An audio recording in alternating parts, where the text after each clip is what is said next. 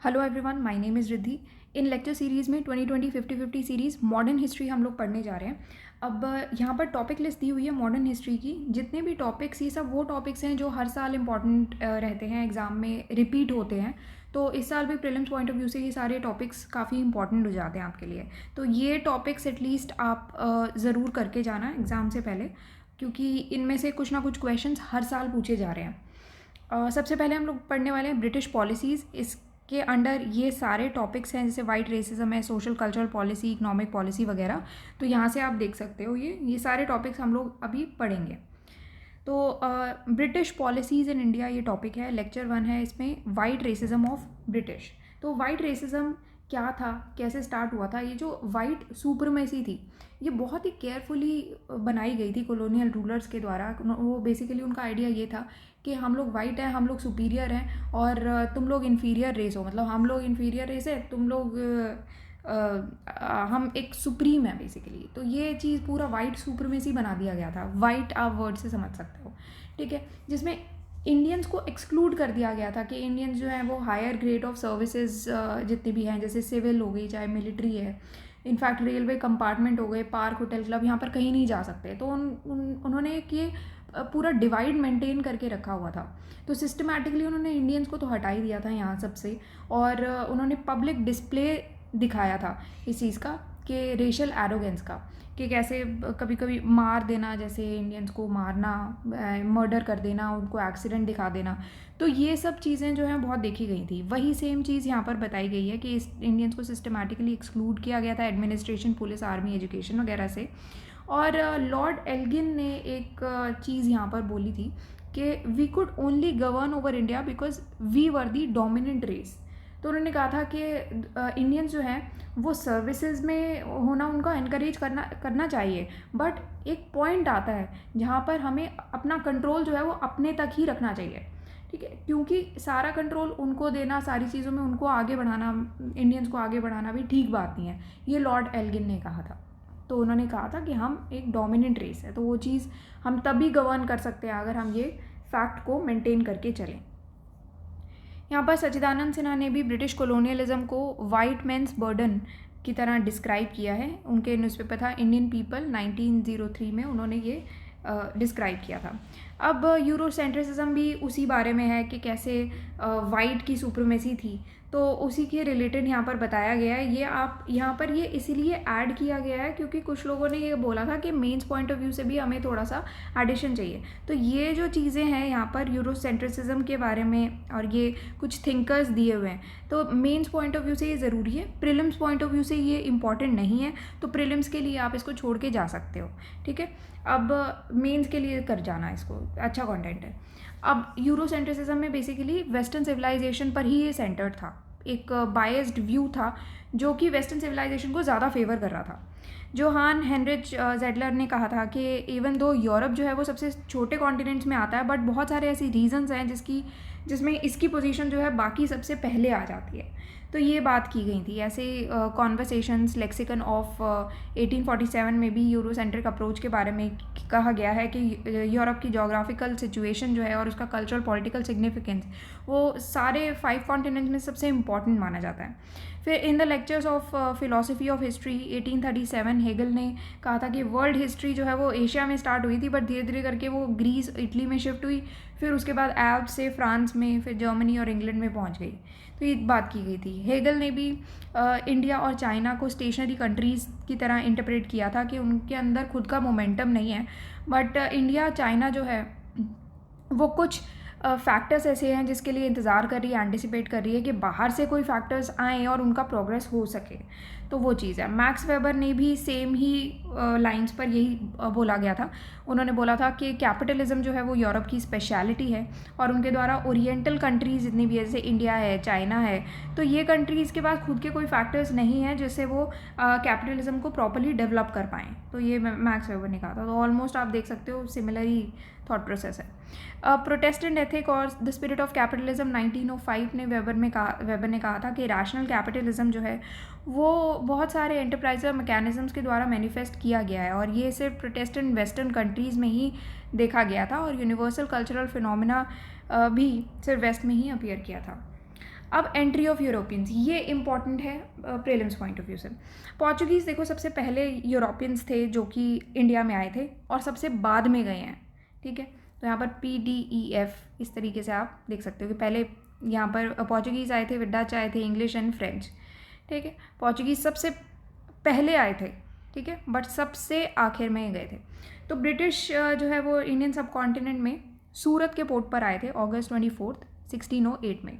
English venture जो है India का, वो ईस्ट इंडिया कंपनी को दिया गया, जिसने पहली बार अपना मोनोपोली राइट्स उनको मिले थे 1600 में, ठीक है। अब यहाँ पर क्या हुआ था कि ईस्ट इंडिया कंपनी को पूरा जिम्मेदारी दे दी गई थी। अब ईस्ट इंडिया कंपनी के कंधे पर था पूरा भार के कैसे चलाना है, तो मोनोपोली राइट्स मिल गए थे इनको ट्रेड करने के। तो यहाँ पर यूरोपियंस का ईयर ऑफ अराइवल दिया हुआ है। पोर्चुगीज़ आए थे AD 1498, इंग्लिश आए थे 1600 1608 AD, डच आए थे, डैनिश, फ्रेंच, स्वीडिश, ये सब आए थे। तो ये आप देख सकते हो। अब सोशल और कल्चरल पॉलिसी क्या थी ब्रिटिश की, यहाँ पर थोड़ा सा मैं आपको बैकग्राउंड बता देती हूँ कि 1813 तक क्या एक चल रहा था। ब्रिटिश ने ये डिसाइड किया था कि हम लोग इंडिया की सोशल, रिलीजियस और कल्चरल लाइफ में बिल्कुल दखल अंदाजी नहीं करेंगे। तो एक नॉन इंटरफेरेंस की जो पॉलिसी है वो चल रही थी, यहाँ पर ब्रिटिश ने ये फॉलो की थी। बट 1813 के बाद कुछ ऐसे मेजर्स लिए गए जिससे इंडियन सोसाइटी को और उनके कल्चरल एनवायरनमेंट को ट्रांसफॉर्म करने की बात की गई। क्यों? क्योंकि देखो नए नए आइडियाज़ 18-19 सेंचुरी में बहुत सारे चेंजेस देखे गए थे यूरोप में, और उसी के चलते फिर 19th सेंचुरी में ब्रिटेन में भी नए आइडियाज़ और इंटरेस्ट देखे गए थे। तो उसी के चलते इन्होंने सोचा कि इंडियन सोसाइटी को भी थोड़ा सा ट्रांसफॉर्मेशन की नीड है। तो उसी के हिसाब से कुछ चेंजेस यहाँ पर देखे गए थे, जिसमें 3 तरीके की इम्पैक्ट्स की बात की गई है कि इंडस्ट्रियल रेवोल्यूशन का इम्पैक्ट आया, फिर इंटेलेक्चुअल रेवोल्यूशन का इम्पैक्ट आया, फिर फ्रेंच रेवोल्यूशन का इम्पैक्ट आया। इंडस्ट्रियल रेवोल्यूशन का क्या इम्पैक्ट था, ये 18th सेंचुरी में स्टार्ट हुआ था, ठीक है। और इससे क्या हुआ था कि इंडस्ट्रियल कैपिटलिज्म का ग्रोथ देखा गया था, राइज ऑफ इंडस्ट्रियल कैपिटलिज्म। ये बेसिकली चाह रहे थे कि इंडिया को एक बड़ी मार्केट की तरह कन्वर्ट किया जाए अपने गुड्स के लिए, ठीक है। तो इससे क्या हुआ था कि जैसे जैसे इनके इंडस्ट्रियल इंटरेस्ट बढ़ रहे थे, इन्होंने सोचा कि इंडिया को एक बड़ी मार्केट बनाते हैं। तो यहाँ पर पार्शियल मॉडर्नाइजेशन की रिक्वायरमेंट आ गई थी, क्योंकि अगर इंडिया कोई गुड्स खरीदेगा तो उसको खुद को भी तो वो गुड्स के लिए रेडी होना पड़ेगा। तो पार्शियल मॉडर्नाइजेशन देखा गया और इंडियन सोसाइटी का ट्रांसफॉर्मेशन देखा गया। ये एक पहला रीज़न हो गया।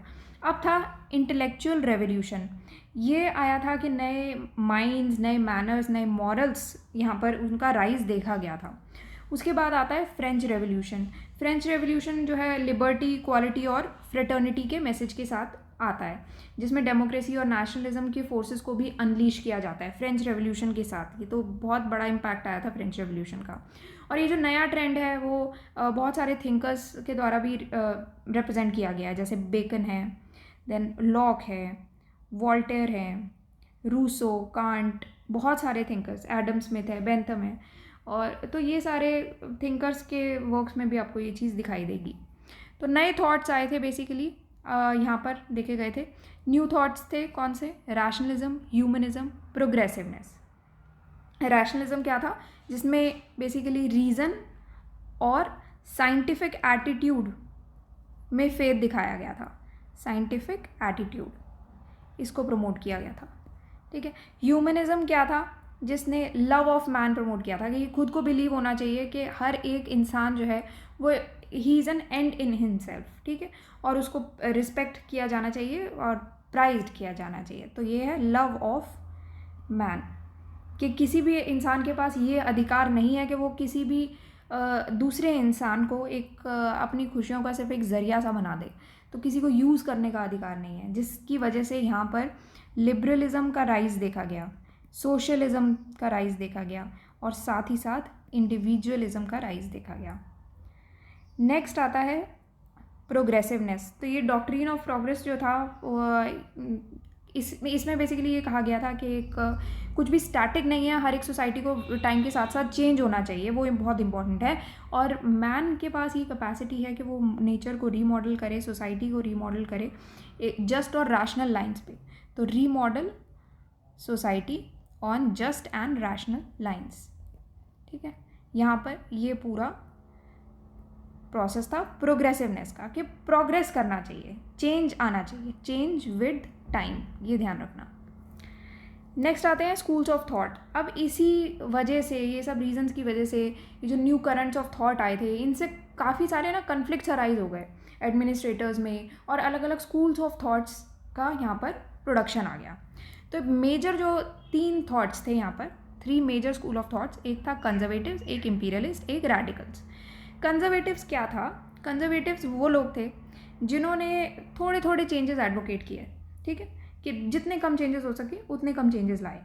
जैसे इंडियन सिविलाइजेशन जो था, उसको ये लगा कि ये यूरोपियन से थोड़ा सा डिफरेंट है, बट ज़रूरी नहीं है कि इन्फीरियर है यूरोपियन से हमारी सिविलाइजेशन, बट थोड़ी सी डिफरेंट ज़रूर है। अब बहुत सारे ऐसे थिंकर्स थे जिन्होंने इंडियन फिलॉसफी को रिस्पेक्ट भी किया था, उसके कल्चर को भी रिस्पेक्ट किया था। तो इसी की वजह से वेस्टर्न आइडियाज़ और प्रैक्टिसेस जो थे वो धीरे धीरे इंट्रोड्यूस होने लगे, और बहुत ग्रेजुअली इसको इंट्रोड्यूस किया जाने लगा।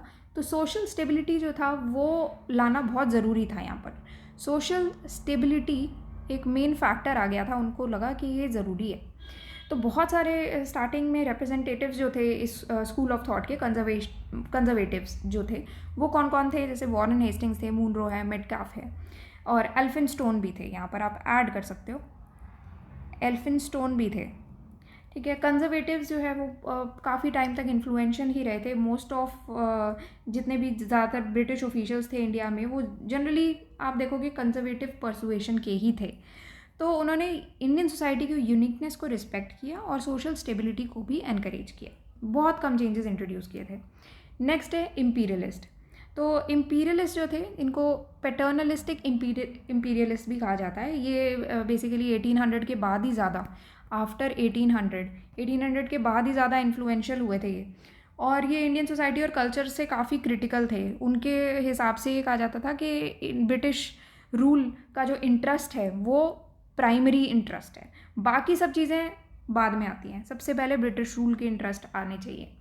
तो इसी वजह से वो, उनको इंडियन सोसाइटी कल्चर बहुत ज़्यादा पसंद नहीं था, और वो अपना इकोनॉमिक और पॉलिटिकल एनस्लेवमेंट जो है इंडिया का, वो जस्टिफाई करते थे कि इंडियन सोसाइटी को स्लेव ही रहना चाहिए हमारा। तो यहाँ पर उन्होंने इंडियन कल्चर को क्रिटिसाइज़ किया, इंपीरियलिज्म को जस्टिफाई किया, और 1800 के बाद ये इन्फ्लुएंशियल हो गए थे। रैडिकल्स नेक्स्ट आते हैं। इन्होंने ये ऐसे थे, प्रो इंडियन थे आप कह सकते हो। ये जो नैरो क्रिटिसिज्म चल रहा था ना इंडियंस के अगेंस्ट, और ये जो इम्पीरियलिस्ट आउटलुक था कंजर्वेटिव्स का, इम्पीरियलिस्ट का, ये उसके बियॉन्ड चले गए थे, और इन्होंने बहुत ह्यूमनिस्टिक और रैशनल थॉट डाला था इंडियन सिचुएशन में। उनके हिसाब से ये कहा गया था कि इंडिया के पास पूरी कैपेसिटी है इम्प्रूव भी करने के लिए, और रैडिकल्स ये चाह रहे थे कि हम इंडिया को पूरा पूरा हेल्प करेंगे इम्प्रूवमेंट में, ठीक है। तो इंडिया को वो एक मॉडर्न प्रोग्रेसिव वर्ल्ड का पार्ट बनाना चाह रहे थे, जिसमें साइंस आती है, ह्यूमनिज्म आती है। इसलिए उन्होंने मॉडर्न वेस्टर्न साइंस, फिलॉसफी है, लिटरेचर है, इन सब को भी यहाँ पर इंट्रोड्यूस किया था, ठीक है। तो ओवरऑल यहाँ पर यही बात की गई है। कुछ ऐसे ब्रिटिश ऑफिशियल्स भी थे जो भी 1820 के बाद इंडिया में आए थे, वो भी रेडिकल्स थे। उन्होंने राजा राम मोहन रॉय को बहुत स्ट्रांगली सपोर्ट किया था। फिर ऐसे ही जो भी राजा राम मोहन रॉय के साथ ही साथ जो कि लाइक माइंडेड रिफॉर्मर्स थे, उनको भी सपोर्ट किया था। तो उन्होंने, यहाँ पर आप ऐड कर सकते हो ये पॉइंट, उन्होंने राजा राम मोहन रॉय को काफ़ी सपोर्ट किया। तो ये कुछ रूलिंग एलिमेंट्स जो भी थे ब्रिटिश इंडियन एडमिनिस्ट्रेशन में, वो ज़्यादातर इम्पीरियलिस्टिक थे, एक्सप्लॉयटेटिव थे। उनको ये लगता था कि इंडिया की जो मॉडर्नाइजेशन है वो बहुत ज़्यादा ब्रॉड लिमिट्स में इम्पोज की गई है, और गलत हो जाएगा बेसिकली अगर हम इंडिया को मॉडर्नाइज कर देंगे। तो हमें रिसोर्सेज के एक्सप्लॉयटेशन पर ज़्यादा ध्यान देना चाहिए रादर देन मॉडर्नाइजेशन पे। यहाँ पर एक पॉलिसी ऑफ हेजिटेंट मॉडर्नाइजेशन, ये आप पढ़ोगे आपको क्लियर हो जाएंगी चीज़ें।